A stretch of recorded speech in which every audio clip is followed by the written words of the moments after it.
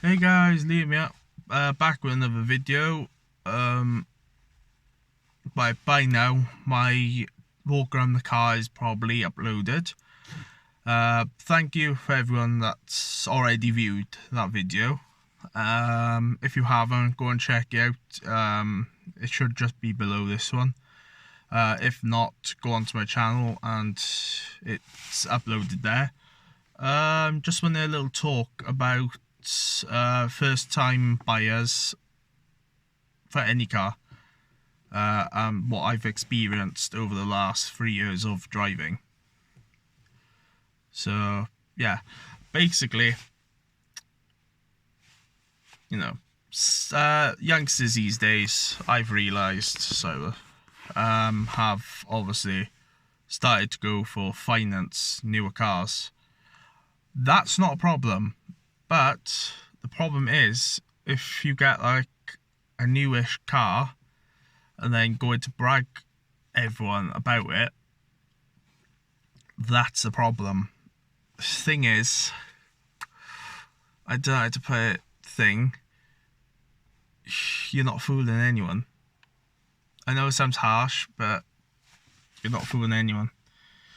We all know that your mummy or daddy bought that car for you, or they financed it for you, or maybe you financed it yourself. If you're driving something like an A1, I know a couple of my mates have got financed A1s, and they're just decent. They don't act like they're better than anyone else. You get the youngsters who drive Mercedes, Beamers, sport, not all sport cars, just mostly the top end spec ones, driving around thinking that they're better than everyone else. Well, at the end of the day, we're all into the same type of passion, and we're all into the same type of thing, like cars and modifying them, etc, etc. So that, I just wanted to put that out there. Back onto the main video. To start off, insurance. If you get obviously something like, I'm in the VRS, but I've been driving 3 years. I had a Citroen C3 as my first car, 1.4 petrol. Let's just say that they're good little cars for learning in, but when you pass your test, about 3 months into driving, the central locking stopped working, in the worst place possible in the city, parked right next door to other cars. So I had to get that, obviously. I had to, believe it or not, I had to climb for the window. Yeah, I managed to get in through the back, but obviously climb for the window. So that's a problems you're going to be seeing with getting something like that as your first car. If any of you have had one in the past, or read up, or have one now even, comment below what you think about it, because in my own opinion, I bought mostly a write-off, because the amount of problems that car had, and it did have damage to the front as well. As in, it was missing half a wheel arch on the front passenger side. Just loads of stuff you don't realise when you first buy a car, like when it's your first car. This is why you take people with you to go and get the car. I had people with me to go and get the car, but obviously none of us spotted the problem. I'm a full-time student in college now, but obviously I'm a part-time mechanic. So obviously, I now would, if I went right now, I've been a couple of times with family members, friends, to go and look at the cars, and I've, sometimes they listen, and sometimes, they don't.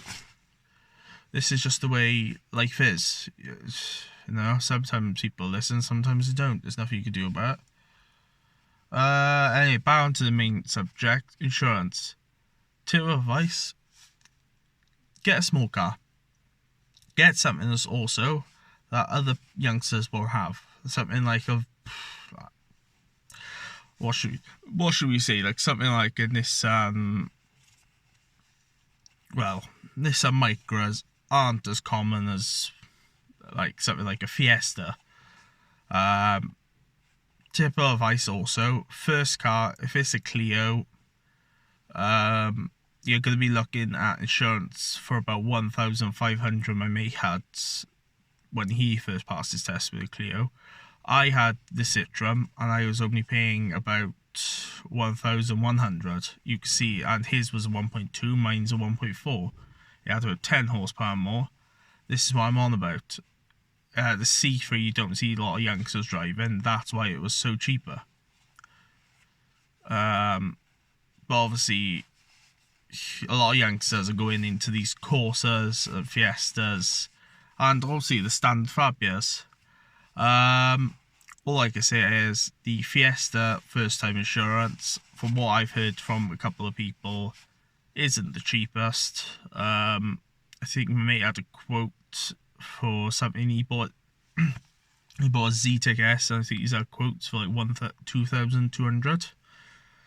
So obviously, no point of getting the sport car Zetec S STs. No point in getting them as your first car unless you can afford the insurance. I know a lot of people can't. As in Corsa D, I've heard they're quite cheap in insurance. Corsa C, on the other hand, due to the amount of youngsters having them and crashing them, the insurance over the last couple of years has raised up dramatically. My mate was paying, and he's like 25. He was paying 550 for 1.2 twin port, 5-door Corsa 2005. He's now paying about 750. And when he called the insurance company up, the first thing they said is the amount of crashes that the Corsa C models have been in. Due to youngsters obviously buying them and thinking that they can drive quick like their parents and stuff like that. Another thing, don't do that. Get a black box as your first time. If you don't want a black box, fair enough, but obviously you're going to be paying more insurance. Black boxes, I had one. Personally, you would never see me want one again, due to the fact the amount of problems I had with the company that I had the black box off. The company I had the black box off, I don't want to mention in this video. If you want to inbox me private, I will tell you what they are. But obviously I don't want to mention them in this video due to like lawsuit and stuff like that, if they do see this video. But all I can say is, first time car, get something small like a Micra. Lupos are good ones. Seat Rosas, stuff like that. You know, box shaped ones, like, or something like C3. Even though I did not recommend them when I first started, but if you do get the right one that's had all the work done, you're laughing. Literally, C2 is a bit more on insurance, but they are just virtually almost the same though. Inside is exactly the same, so yeah. Next thing is price of the car. You can go out and buy a Corsa D for like less than $1,000 now. Sometimes more than $1,000, like if you want a diesel or more than $1,000. Fiesta Mark 6, they start from about 400 quid to about, well, you're on about then the gear models are like 1,200 if you know they're decent. I know someone that paid 500 quid for a gear model, and it's a 5-door, and you know, it's not such a bad car. It's a pretty nice car. But obviously, he got lucky with that price. And also, he had to change a clutch. He's had to change a good couple of bits on it. If he's watching this, he knows exactly who he is. So, yeah, price. Fiestas, obviously, 400 to about 1,300. I've seen them. Standard ones now, not Zetec S. I wouldn't bother with Zetec S for a first car, as obviously, as I pointed out, my mate's not, well, just passed his test, he can't get insurance on it, so he's had to swap it for something a bit smaller. I've heard a lot about the minis, the old older shape minis. The Cooper, I can't remember. All I've heard is that the insurance is okay on them, and they have got a good bit of power, the 1.6 petrol. But also I've heard bad things about them, like electrics, the alarms tend to go off. I've heard a good couple of bad things about them, good couple of good things. Price wise, obviously you're going to be looking anywhere between 600 and like near enough 1,600. I've seen them go for like. But obviously it's up to you what car you want as a first car.